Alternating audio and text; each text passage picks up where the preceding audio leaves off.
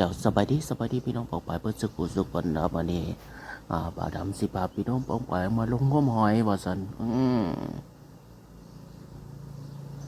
ก็บรรยากาศยามเช้าบรรยากาศดีหล่องมหอยหอยจูบ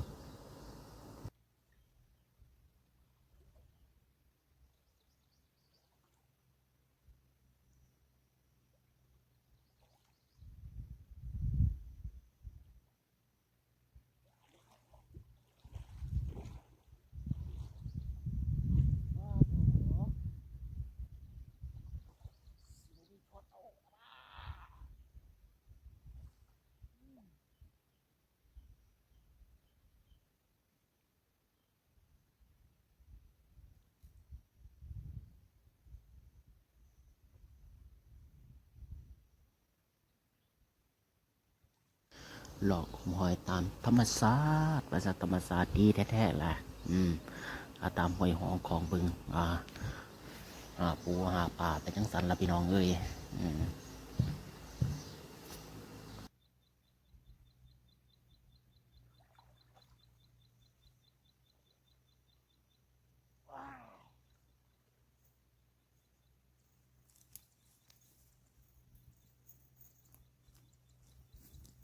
อยู่กินแห้งตายฟ้านี่ทำหี